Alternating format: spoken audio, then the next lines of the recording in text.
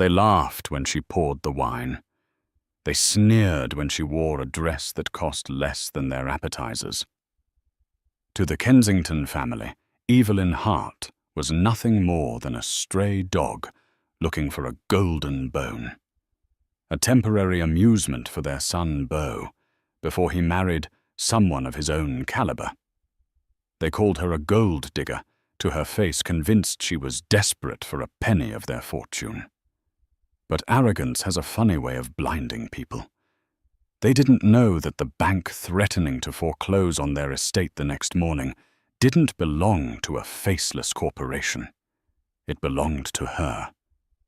And the laughter that died the second the senior banker bowed his head and whispered one word, "Boss."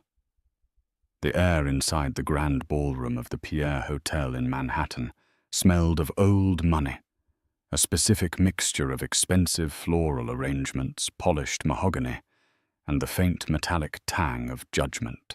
Evelyn Evie Hart stood near a towering arrangement of white lilies, clutching a clutch bag that she had bought at a thrift store 3 years ago. It was vintage, or at least that's what she told herself to feel better. Around her, the women wore silks that whispered when they moved, diamonds that caught the light of the chandeliers, and smiles that didn't reach their eyes. This was the engagement party for Beau Kensington, the eldest son of the Kensington real estate dynasty, and ostensibly Evie herself. But looking around the room, you wouldn't know it. "She looks like she's waiting to take our drink orders." A voice drifted over the ambient jazz. Evie stiffened. She didn't have to turn around to know it was Isabella Vane. Isabella was the daughter of a senator, a woman who had been draped in Chanel since the maternity ward. She was also the woman everyone thought Beau should be marrying. "Be nice, Isabella." Another voice tittered, dripping with false sympathy. "It must be hard for her. Imagine trying to blend in here when your natural habitat is, what, a diner in New Jersey." Evie took a sip of her sparkling water, forcing the bile down. She had been dating Beau for 2 years. 2 years of deflecting his mother's passive-aggressive comments about her quaint job as a freelance archivist. 2 years of his father, Gregory Kensington, ignoring her presence entirely, as if she were a ghost haunting their penthouse. She looked for Beau. She needed an anchor. She spotted him across the room, laughing near the bar. He looked dashing in a bespoke Tom Ford tuxedo holding a scotch.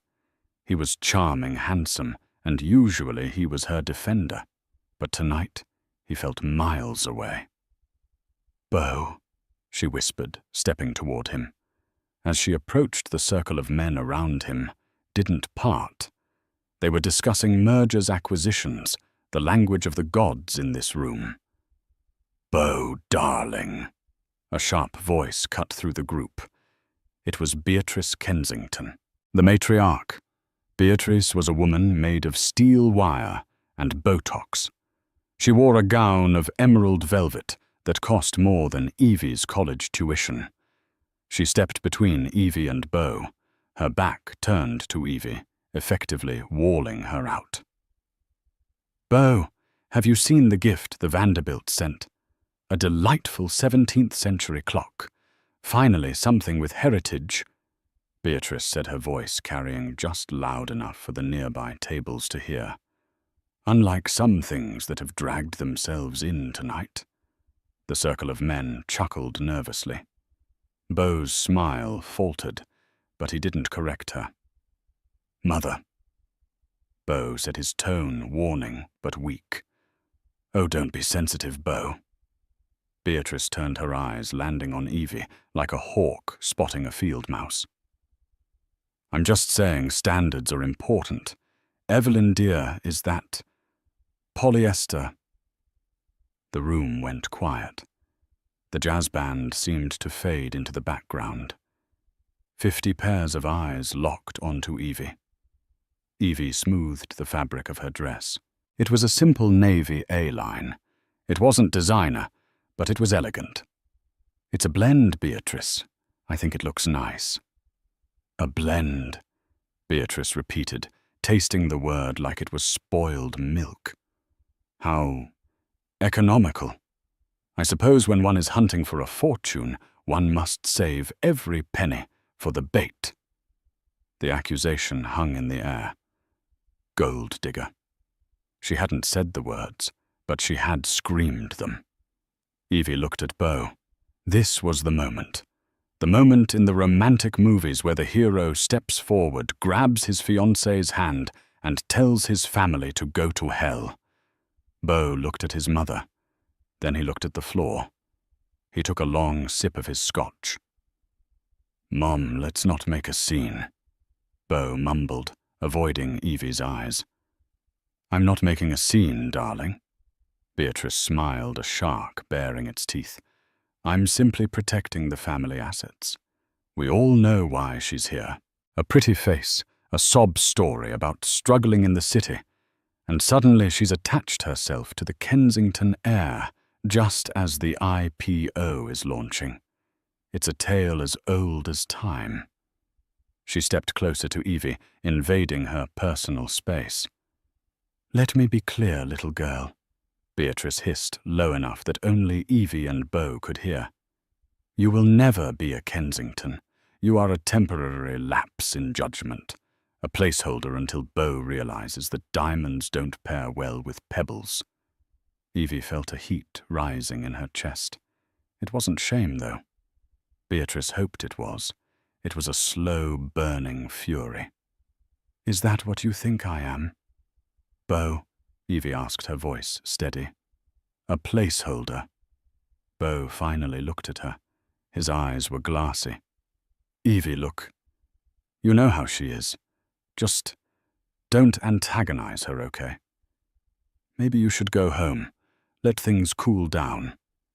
"Go home," Evie repeated. "This is our engagement party." "Is it?" Beatrice laughed lightly. "I thought it was just a party. I certainly haven't seen a ring that meets the family insurance appraisal standards." Evie looked at her hand. The ring was modest. Beau had said he wanted to pick something simple, because he knew she didn't like flash. Now she realized he picked something simple so he wouldn't have to explain a massive expense to his father. "Go home, Evie," Beau said, turning his back to her to refill his drink. "I'll call you tomorrow."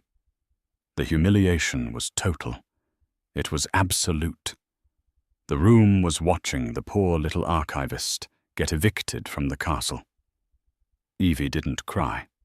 She didn't scream. She simply adjusted her clutch, lifted her chin, and looked Beatrice dead in the eye. "You're right, Beatrice," Evie said, her voice projecting clearly across the silent room. "Diamonds don't pair with pebbles. I just think you're confused about which one of us is the rock." Beatrice scoffed. "Get out!" Evie turned and walked away. The sound of her heels clicking on the marble floor was a lonely rhythm. As she reached the double doors, she heard Isabella Vane laugh. "Finally! Someone call the cleaners, the trash took itself out." Evie pushed through the doors and into the cool New York night. She didn't hail a taxi. She walked a block down to where a black town car with tinted windows was idling in the shadows. The driver, a burly man named Frank, who had been with her family for 20 years, stepped out and opened the door. "Rough night, Miss Hart?" Frank asked, seeing the look on her face. "You could say that, Frank," Evie said, sliding into the leather interior. "Take me to the office, the private entrance. It's 11 p.m., miss."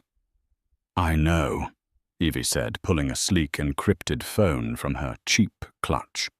"I have a bank to run, and Frank, call Arthur Pendleton. Tell him to pull the Kensington file, all of it." The morning after the party, the Kensington household was in high spirits. The Evie problem had been handled. Beatrice sat at the head of the long dining table in their Upper East Side penthouse, buttering a croissant with the satisfaction of a general who had just won a war. Gregory Kensington, a man whose face was permanently etched with the stress of maintaining a facade, was reading the Financial Times. "I told you she would fold," Beatrice said, sipping her mimosa. "These girls have no spine.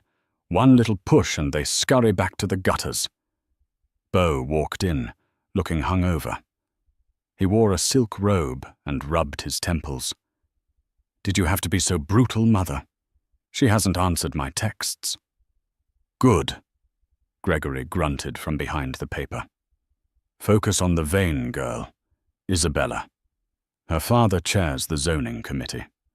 We need that approval for the Hudson Yards project, or we're underwater, Beau." "I liked Evie," Beau muttered, pouring himself coffee. "She was easy, uncomplicated." "She was a liability," Beatrice snapped. "And poor. We don't do poor, Beau. Not now. Not with the liquidity issues we're having." Gregory lowered the paper. "Speaking of liquidity, have you heard from the bank the bridge loan was supposed to clear this morning?" "I'm sure it's fine." Beau waved a hand. "It's Centurion Holdings. We've been banking with them for 3 generations. Old man Pendleton loves us." "Call them," Gregory ordered. "I don't like the silence." Beau sighed and pulled out his phone. He dialed the direct line for Arthur Pendleton, the senior vice president of Centurion Holdings, a boutique private bank that catered only to the ultra-elite. Centurion was exclusive. You didn't apply for an account, you were invited. And the Kensingtons had been borrowing heavily against their assets to fund their lavish lifestyle and failing real estate ventures. "Mr. Pendleton," Beau said, putting on his charm voice. "Beau Kensington here. Just calling to confirm the transfer of the $10 million for the operational costs. The contractors are getting antsy." There was a pause on the other end. A long, cold silence. "Mr. Kensington." Arthur Pendleton's voice was dry like shifting sand. "I'm afraid that transfer has been flagged." "Flagged?" Beau laughed nervously. "Flagged for what?" "We're the Kensingtons." "Yes, I am aware," Arthur replied. "However, there has been a review of your collateral. The board has decided to freeze all outgoing credit lines effective immediately. Furthermore, we are issuing a recall on the outstanding principal of the Tribeca loans, due in full within 48 hours. Beau dropped his coffee spoon. It clattered loudly on the china. "Recall." Beau's voice cracked. That's $40 million, Arthur. You can't recall that on a whim." "It is not a whim, Mr. Kensington. It is a clause in your contract. Section 4. Paragraph B. In the event of reputational risk or instability, the bank reserves the right to accelerate payment." Reputational risk. Beatrice stood up, snatching the phone from Beau. "Arthur, this is Beatrice Kensington. How dare you? We were at the Pierre last night. We are the pillars of this city. What risk?" "Mrs. Kensington," Arthur said, his tone unbothered. "The decision comes from the top. The chairman has taken a personal interest in your portfolio." "The chairman?" Beatrice blinked. "Nobody has seen the chairman of Centurion in 10 years. Everyone knows he's a recluse living in the Swiss Alps." "Things change, Mrs. Kensington. The chairman is in New York, and the chairman requests a meeting, today, 2:00 p.m. at the headquarters." "We will be there," Gregory shouted into the speakerphone. "And we will be bringing our lawyers." "Bring whoever you like," Arthur said, and the line went dead. The silence in the penthouse was heavy, suffocating. The air conditioning hummed, but sweat began to bead on Gregory's forehead. 40 million, Gregory whispered. If they call that loan, we're insolvent. We lose the buildings. We lose the penthouse. We lose everything." "It's a mistake," Beatrice insisted, her hands trembling. "It's a glitch or a power play. We go down there, we remind them who we are, and we fix this." Bo sat heavily in the chair. Arthur sounded different. Scared. "He's a glorified accountant," Beatrice scoffed, smoothing her silk robe, though her face was pale. "I'll wear the red suit, the Valentino. We need to look like we don't need their money." Meanwhile, across the city, in a building that pierced the skyline like a shard of black obsidian, Evelyn Hart sat in a corner office that spanned the entire top floor. She wasn't wearing the polyester blend dress today. She wore a bespoke white suit, tailored to perfection, sharp enough to cut glass. Her hair, usually pulled back in a messy bun, was blown out, sleek and straight. On her wrist sat a Patek Philippe watch that was worth more than the Kensington's entire car collection. Arthur Pendleton, a man in his 60s with silver hair and a posture that screamed deference, stood in front of her desk. "They are panicking, boss," Arthur said softly. Evie swiveled her chair to look out at the city. She could see the park from here. She could almost see the Pierre Hotel. "Good," Evie said. "Did they threaten legal action?" Gregory shouted about lawyers. Beatrice mentioned her social standing. Evie smiled. It wasn't a happy smile. It was the smile of a hunter checking a trap. "They have no idea, do they, Arthur? None. They believe you are Evelyn Hart, the freelance archivist from New Jersey who struggles to pay rent." "Technically, I am an archivist," Evie mused, picking up a heavy fountain pen.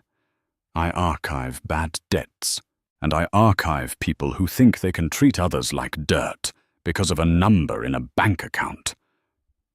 She stood up and walked to the floor-to-ceiling window.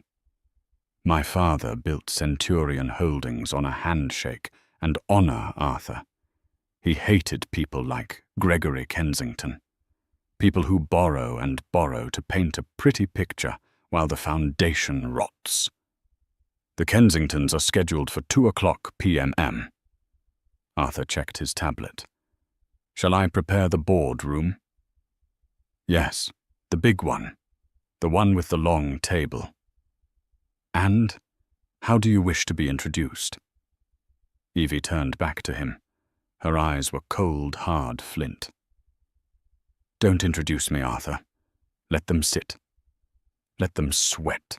Let them wait for the old man from the Swiss Alps. And when I walk in, don't say a word." Arthur nodded, a glimmer of excitement in his eyes. He had watched the Kensingtons treat Evie like a servant for 2 years. He had held his tongue when Bo called to check on trust funds, while Evie sat in the lobby waiting for him. He was ready for this. "Very good, boss."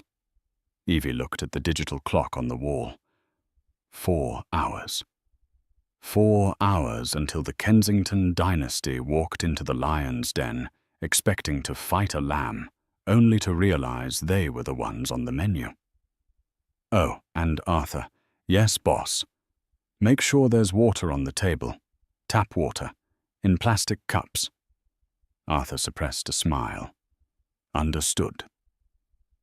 To understand why a woman worth billions was shopping at thrift stores and dating a man who treated her like an accessory, you have to understand the will of Elias Hart.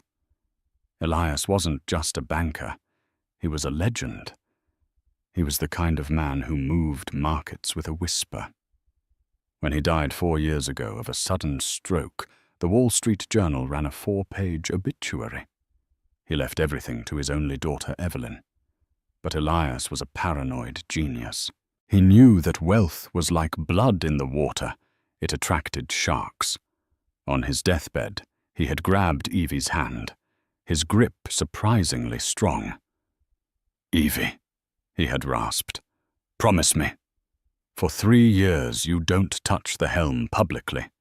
You let the board run the day-to-day. You live a normal life. Find out who your friends are before they know what you're worth. Because once they know, you'll never know the truth again. Evie promised. She had graduated top of her class from Wharton, but she buried her degree in a storage locker. She created the persona of the struggling archivist. It wasn't hard. She loved history. She loved books, and it gave her a reason to be in the city without flashing cash. Then she met Beau Kensington. He was charming, funny, and seemed to listen to her. When they first met at a gallery opening, she had snuck in for the free wine he had defended her when a waiter spilled a tray on her. He seemed different from the other trust fund kids. But over 2 years the cracks appeared. The small comments about her clothes. The way he'd leave her out of conversations with his important friends. The way he let his mother Beatrice treat her like a stain on the carpet. Evie stayed because she wanted to believe in him. She wanted to believe that if she just loved him enough, the good Beau would win. She was waiting for the 3-year mark, which was next month, to reveal her secret, hoping they would laugh about it together on a private jet to Paris. But last night at the Pierre Hotel, the illusion shattered. Beau wasn't a victim of his family's snobbery. He was a willing participant. He didn't love Evie the person. He tolerated Evie the project. Now, sitting in her office, Evie looked at the dossier on the desk. The Kensington portfolio. It was a disaster. Gregory Kensington had leveraged their flagship properties in Midtown to buy a failing resort in the Bahamas. Beatrice had drained the company accounts to fund her spot on the gala committee boards. Beau had lost $3 million trying to launch a tech startup that produced nothing but noise. They were drowning. And for years, Arthur Pendleton had been keeping them afloat, approving bridge loans and extensions, because he knew Evie was dating their son. He was protecting her boyfriend's family without her even asking. "No more," Evie whispered. She picked up the phone. "Arthur, get the legal team ready. I want the foreclosure papers drafted for the Kensington estate in the Hamptons, and the penthouse." "The penthouse boss," Arthur's voice came through the intercom. "That's their primary residence." "I know," Evie said, her voice devoid of emotion. "They like to talk about standards. Let's see how their standards hold up in a rental in Queens." She stood up and walked to the private bathroom attached to her office. She looked in the mirror. The girl who cried in the taxi last night was gone. The woman staring back was Elias Hart's daughter. She applied a coat of crimson lipstick. It was war paint. The lobby of Centurion Holdings was designed to make you feel small. The ceilings were 40 feet high, supported by pillars of black marble. The floor was so polished you could see your own fear reflected in it. At 1:55 p.m., the Kensington family arrived. Beatrice swept in first, wearing her red Valentino suit and oversized sunglasses, clutching a crocodile skin Hermes Birkin bag like a shield. Gregory followed, sweating through his shirt, despite the chill in the air, carrying a briefcase stuffed with documents that were mostly useless. Beau brought up the rear, looking pale and nauseous. They approached the reception desk.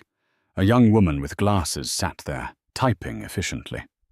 "We are here to see the chairman," Beatrice announced, tapping her manicured nails on the marble counter. "The Kensingtons.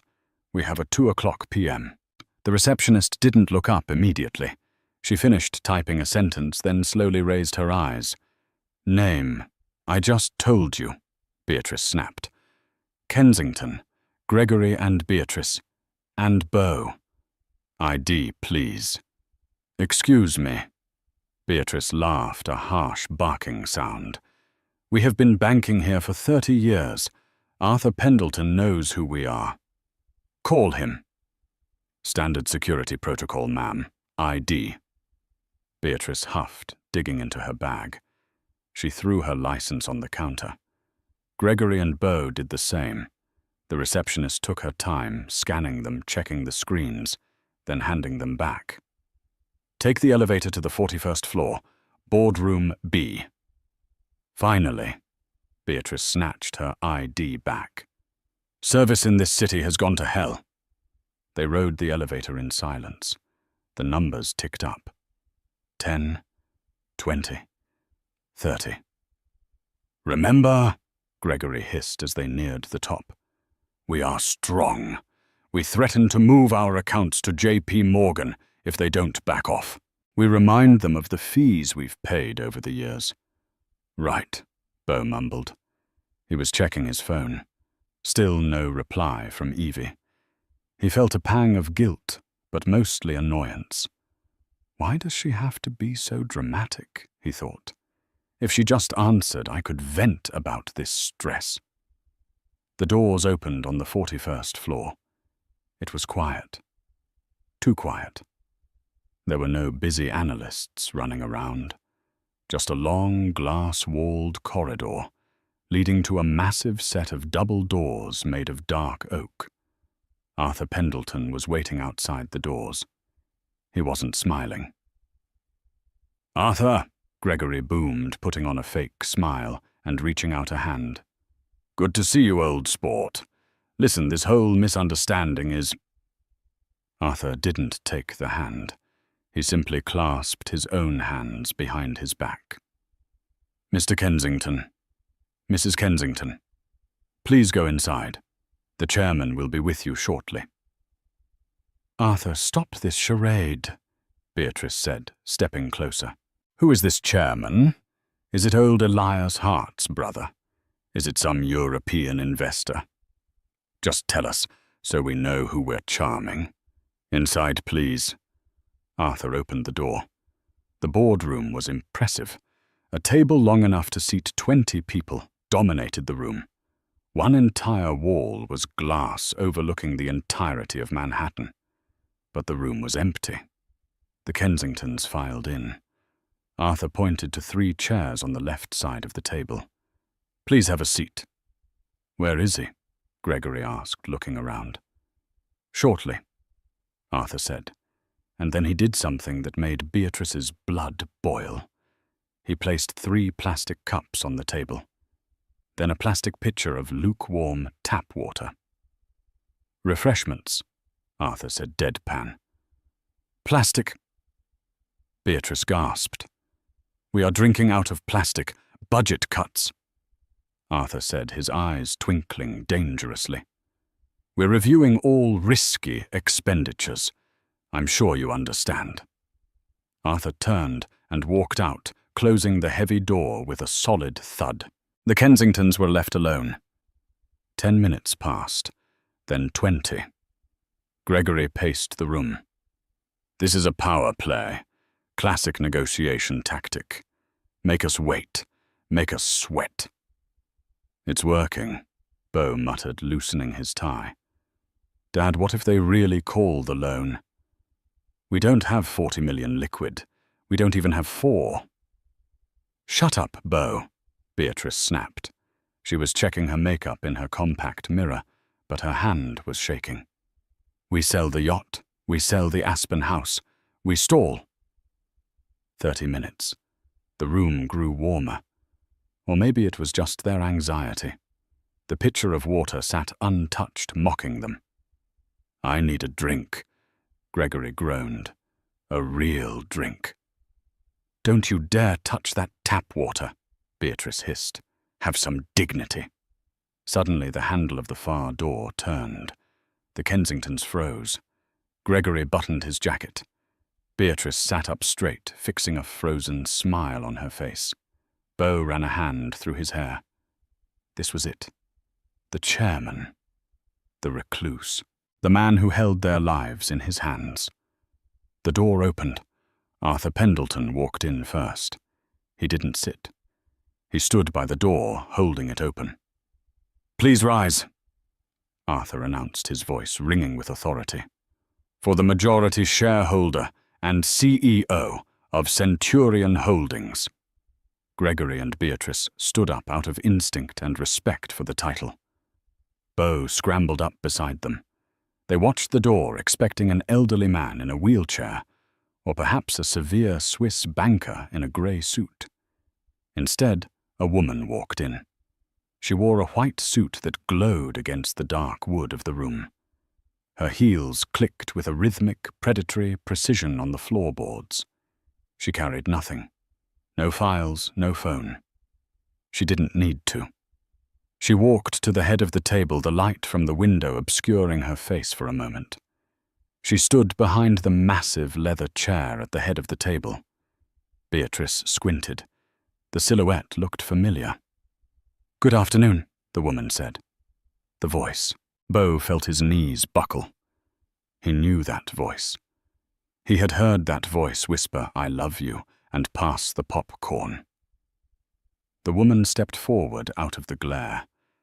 It was Evie. But it wasn't the Evie they knew. This wasn't the girl in the polyester dress. This was a titan. Her eyes were sharp, her posture commanded the room, and the air around her seemed to crackle with power. There was a silence so profound it felt like the oxygen had been sucked out of the room. Beatrice's mouth opened, but no sound came out. She looked like a fish on a dock. Gregory's eyes bulged. He looked from Evie to Arthur, then back to Evie. "Evelyn," Beau whispered, his voice cracking. What are you doing here? Did you get a job here?" Beatrice let out a breathy, nervous laugh. "Oh, thank God. For a second I thought. Evie, darling, tell them to bring us some coffee. And explain to your boss that we've been waiting for Arthur," Evie said, cutting Beatrice off without even looking at her. She kept her eyes locked on the view of the city. "Yes, boss," Arthur responded instantly. The word hung in the air. "Boss." Beatrice stopped laughing. "Boss." Gregory repeated, the color draining from his face. "Arthur, why are you calling her that?" Evie slowly turned her head. She looked at Beatrice, then Gregory. Then finally she rested her gaze on Beau. "Because Gregory," Evie said, her voice cool and smooth as liquid nitrogen, "I own the bank." You own..." Beatrice stammered. She grabbed the back of her chair for support. "That's impossible. You're a librarian. You live in a studio apartment in Jersey." "Archivist," Evie corrected calmly. She pulled the heavy leather chair out and sat down. She didn't offer them a seat. They remained standing, looking like scolded schoolchildren. "And I own the apartment building. I just choose to live in Unit 4B because the light is better." She gestured to the empty chairs. "Sit. You look tired." They collapsed into the chairs. Beau was staring at her as if she were an alien who had just unzipped a human suit. "Evie," Beau said, "is this a joke if you have money? Why didn't you tell me? Why did you let me pay for dinner? Why did you let my mother—" He trailed off, the memory of the previous night crashing down on him. "Let your mother humiliate me," Evie finished for him. She clasped her hands on the table. "I didn't let her do anything, Beau. She showed me exactly who she is. And you showed me exactly who you are." "I was protecting you," Beau protested, though his voice was weak. "You were protecting your inheritance," Evie said, "which ironically is now currently in my hands." She pressed a button on the sleek console built into the table. A large screen on the wall flickered to life. It displayed a complex web of numbers, assets, and liabilities. The header read, "Kensington Global Entities. Solvency status critical." Let's review, Evie said, picking up a laser pointer. Your real estate holdings in Tribeca. She circled a red number. Currently leveraged at 110%. You owe more than they are worth. The Bahamian Resort. She circled another number. Bleeding cash, $2 million a quarter. And your lifestyle. She looked at Beatrice. Your Amex Black Card issued by this bank has a balance of $400,000, mostly couture jewelry and, what is this, a $20,000 dog birthday party. Beatrice flushed a deep, ugly red. That is private financial information, Gregory shouted, finding a shred of his old bluster. You can't display this. I'll sue you for breach of privacy. You signed a waiver when you took the loan. Gregory, Arthur spoke up from the corner. Section 12. The bank reserves the right to audit and review financials in the presence of the borrowers. I am the bank, Evie said simply. She stood up and walked around the table, approaching Gregory. He shrank back. For 2 years, Gregory, you ignored me. You looked right through me at dinners. You didn't even know my last name until the engagement invitations were being drafted. Hart. Does it ring a bell? Gregory's eyes widened. Hart. Elias Hart, my father, Evie said. Gregory looked like he was going to have a heart attack. Elias Hart is dead. He was a shark. A monster. He was a brilliant man who taught me one very important thing, Evie said, leaning down so her face was inches from Gregory's. Never invest in a depreciating asset. She straightened up and looked at the family. And you three, you are depreciating assets. Evie, please, Bo pleaded, reaching across the table to grab her hand. She pulled it away sharply. We can work this out. I love you. You know I do. Last night, I was drunk. I was stressed. I was going to call you today and apologize. Were you? Evie asked. Or were you going to call me after you secured the loan extension to tell me that we needed to take a break until I learned to fit in? Bo went silent. That was exactly what he had planned. Here is the reality, Evie said, walking back to the head of the table. I'm recalling the loans, all of them, the 40 million, plus the interest, plus the penalties for the covenant breaches on the Tribeca properties. We can't pay that, Beatrice shrieked. We'll be ruined, we'll be homeless. Not homeless, Evie said thoughtfully. I believe you still own a small cottage in upstate New York, the one you call the servants' shack. It's fully paid off. You could live there. You can't do this. Beatrice was crying now, mascara running down her face. The Iron Lady had melted. We are Kensingtons, and I am a Hart, Evie said. And unlike you, I pay my debts, and I collect them. She turned to Arthur.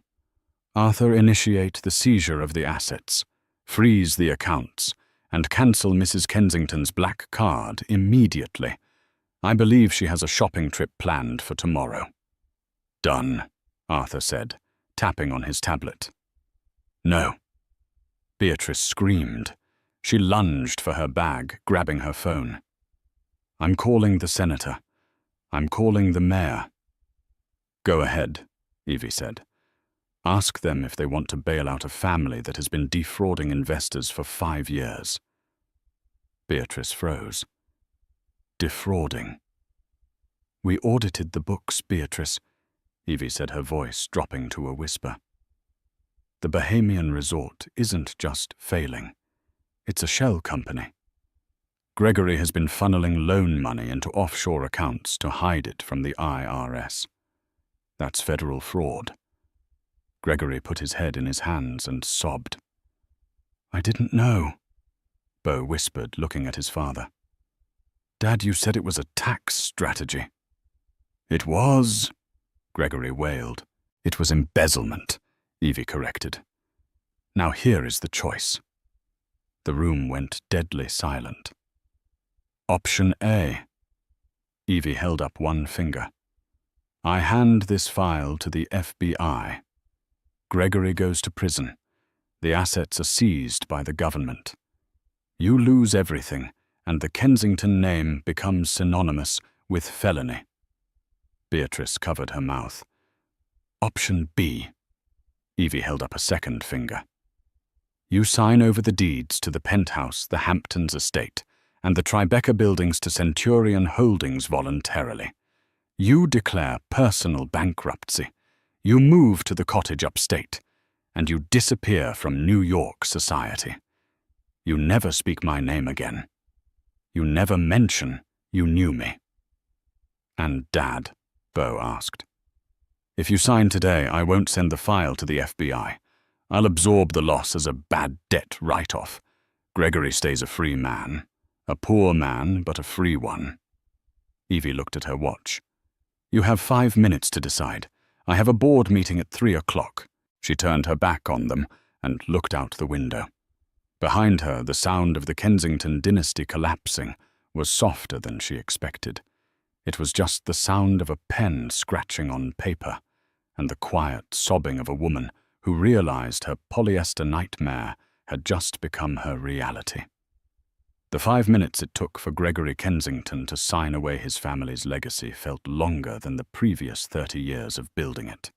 When the pen finally lifted from the paper, leaving a shaky signature on the dotted line of the asset surrender agreement, the air in the boardroom changed again. It wasn't tense anymore. It was just empty. Arthur Pendleton stepped forward and efficiently collected the documents, placing them into a secure folio. It is done, Arthur said. He looked at his watch.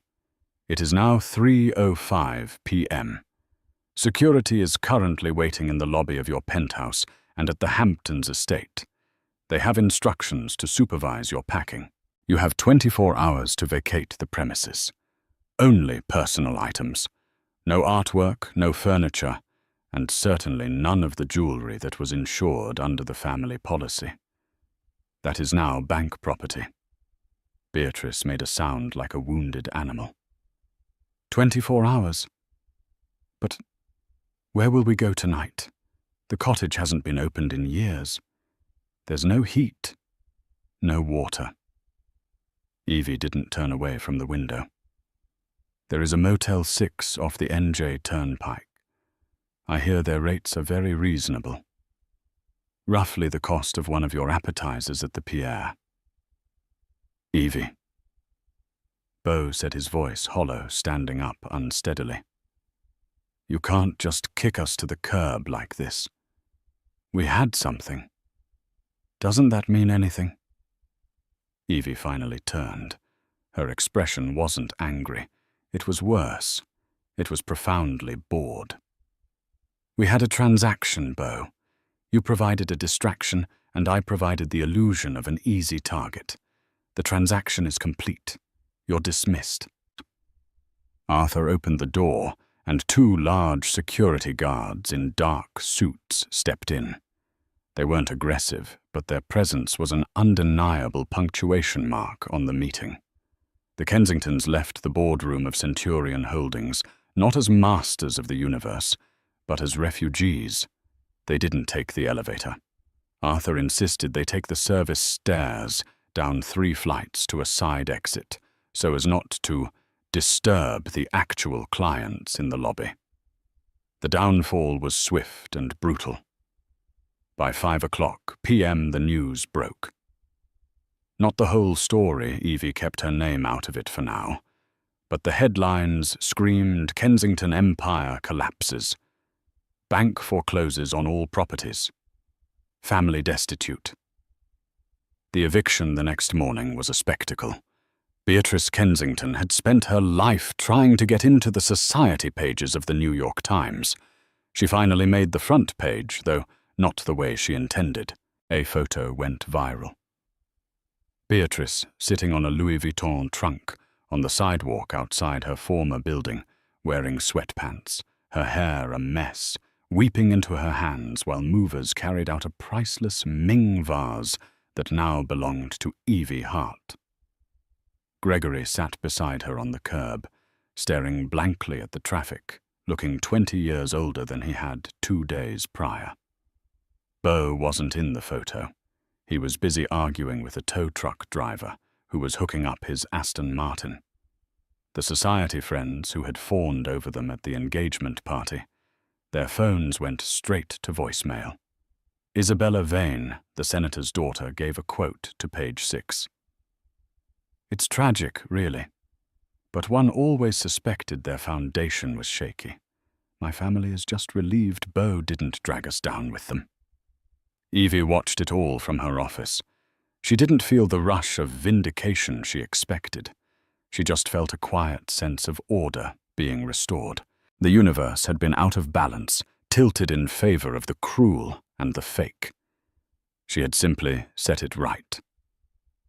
She picked up her phone and called Arthur.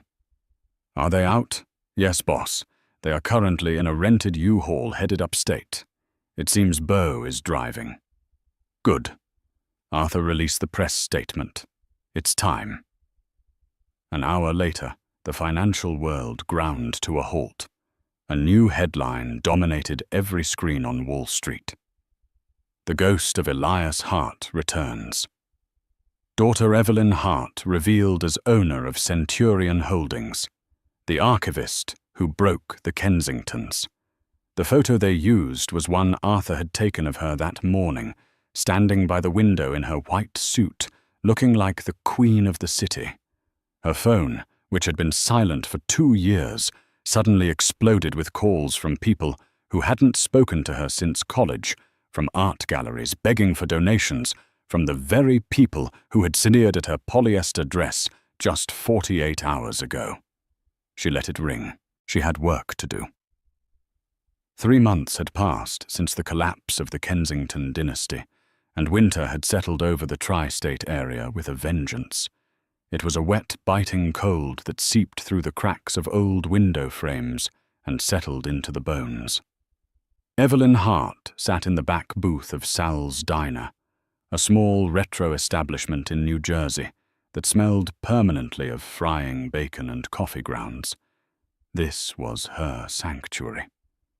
Despite the fact that Forbes had recently put her face on their cover under the headline "The Silent Shark," and despite the fact that her net worth was now public knowledge, Evie still drove across the bridge every Sunday morning for blueberry pancakes.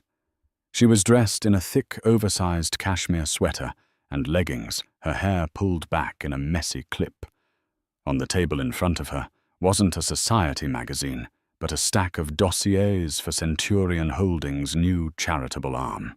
She was reviewing applications for small business grants, bakeries in the Bronx Mechanics in Queens, the kind of people her father had respected, the kind of people Beatrice Kensington wouldn't have let use her bathroom. The bell above the diner door jingled violently as a gust of wind blew it open. Evie didn't look up immediately. She was engrossed in a proposal for a community garden in Harlem. But then the air in the diner seemed to shift. The usual Sunday morning chatter died down slightly, not out of reverence, but out of curiosity. She felt a shadow fall across her table. "I had a feeling you'd be here." The voice was familiar, but it was stripped of its polish. It lacked the smooth, arrogant cadence of the Hamptons cocktail circuit. It was raspy, tired, and laced with hesitation. Evie slowly lowered her red pen. She looked up. Beau Kensington stood there. If she hadn't known him for 2 years, she might not have recognized him. The golden boy of the Upper East Side was gone.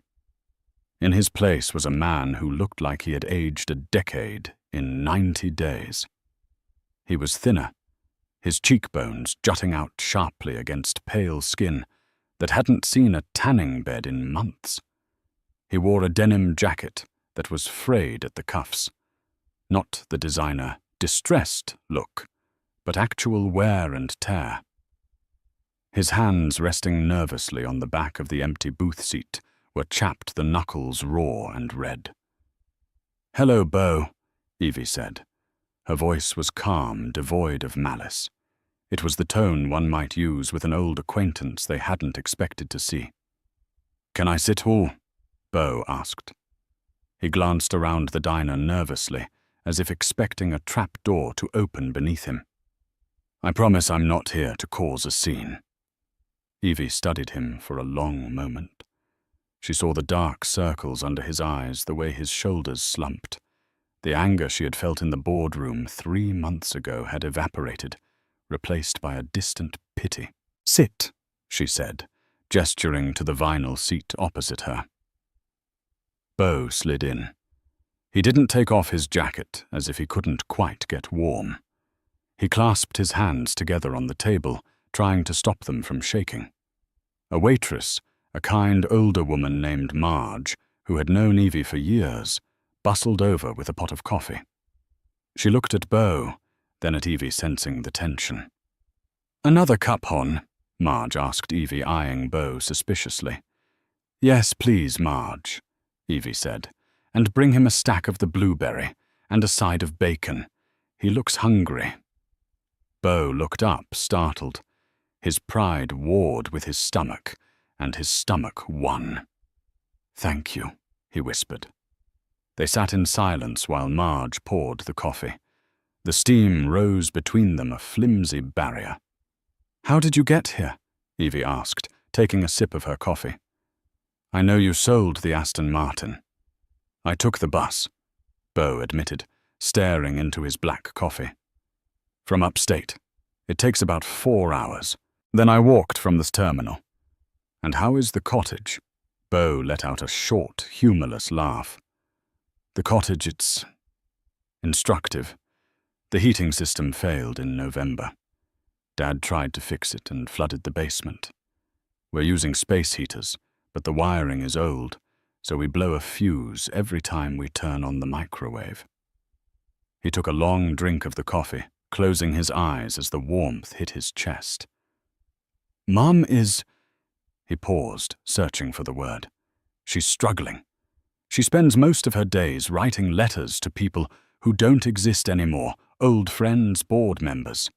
She thinks if she explains it was all a clerical error, they'll invite her back. Dad just sits by the window. He watches the driveway like he's waiting for the limo to come back. It's pathetic, Evie. Really, truly pathetic." "It's reality," Evie said softly. "Most of the world lives one blown fuse away from freezing Bo. You're just finally visiting the neighborhood." "I know," Bo said. He looked at her, his blue eyes watery. "I'm working, you know. Construction. A guy I knew from prep school, his dad runs a site in Albany. He gave me a job hauling drywall. I make $15 an hour." He held up his hands. They were covered in small cuts and calluses.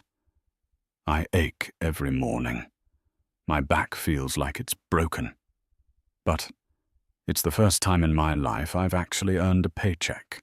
When I bought my bus ticket today, I paid with my own money. Not the trust fund. Not the credit line. Mine." "That's good, Bo," Evie said, and she meant it. "It builds character." Character. Bo repeated the word like it was a foreign language. "That's what you have. That's what I lacked." He reached into the inner pocket of his denim jacket.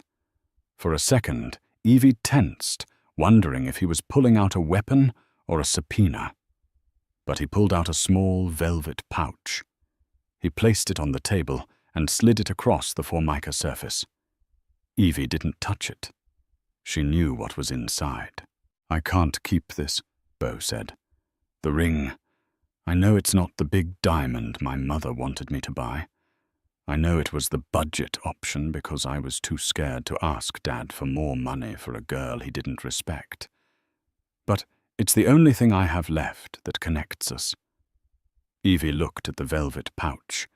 It looked small and sad against the napkin holder. "Why are you giving it back?" she asked. "Because I realized something."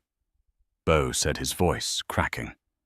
"When I saw your picture in the paper, when I read about how you built Centurion alongside your father, how you ran the board meetings in secret, I realized I was in love with a woman I never even tried to know.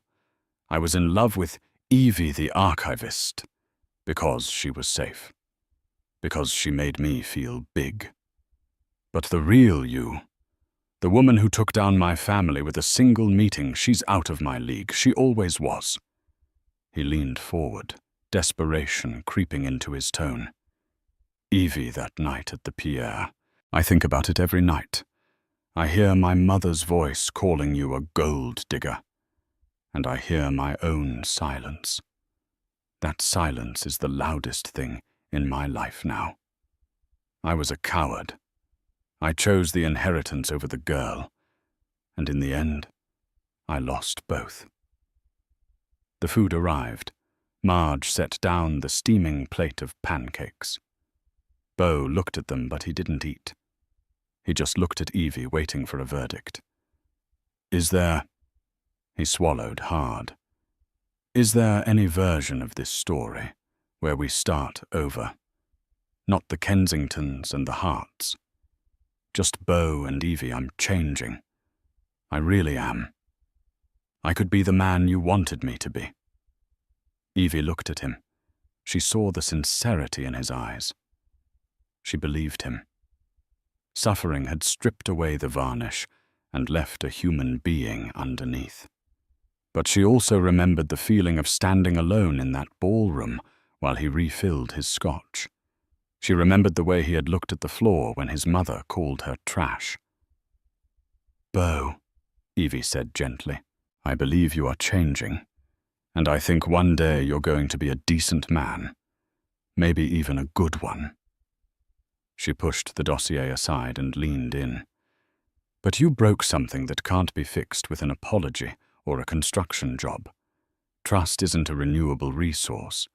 You showed me who you were when the stakes were high. You showed me that I was disposable." "I was scared," Bo whispered. "I know," Evie said. "But I need a partner who is brave. I need someone who stands beside me when the wolves come, not someone who feeds me to them to save himself." She reached out and placed her hand on the velvet pouch. She didn't open it. She slid it back across the table toward him. "Evie, I can't take it," Bo protested, tears finally spilling over his lashes. "I don't want your charity." "It's not charity," Evie said firmly. "It's severance." She stood up, pulling her coat around her. "Sell the ring, Bo. It's a 1/4 carat good clarity. It should bring in about $400 at a pawn shop. That will buy enough heating oil to get the cottage through February. Don't let your parents freeze. Whatever they did, they're still your parents, and you have a responsibility to them." Bo stared at the pouch, his hand trembling as he covered it. "You're really not coming back?" he asked, his voice barely audible over the diner noise. "No," Evie said. She looked down at him one last time. "The Evie you knew doesn't exist anymore. She died at the Pierre Hotel. I'm someone else now." She reached into her purse and pulled out a $50 bill. She placed it on the table. "Eat your pancakes, Bo. They really are the best in the state." Evie turned and walked away. She didn't look back. She didn't want to see him weeping over a plate of blueberry pancakes. She didn't want to see the ghost of the man she had loved. She pushed through the glass doors and stepped out into the biting cold. The air felt clean, sharp. A sleek black Bentley was idling at the curb. Frank, her head of security, and driver stepped out immediately to open the rear door. "Everything all right, boss?" Frank asked, glancing at the diner window. Evie settled into the warm leather seat. She looked out the tinted window at the grey skyline of New York City rising in the distance. She felt a weight lift off her chest, a final tether snapping. The archive was closed. The debt was paid. "Everything is perfect, Frank," Evie said, a small, genuine smile playing on her lips. "Take me to the office. We have work to do." As the car pulled away, merging into the traffic, Evie didn't look in the rearview mirror. She looked forward toward the city that was hers to shape, leaving the Kensingtons where they belonged, in the past. The Kensingtons learned a brutal lesson that day. Never judge a book by its cover, especially when that book owns the bank that holds your mortgage. They mistook kindness for weakness and silence for submission, never realizing that the quietest person in the room is often the one holding all the cards. Evie didn't just get revenge.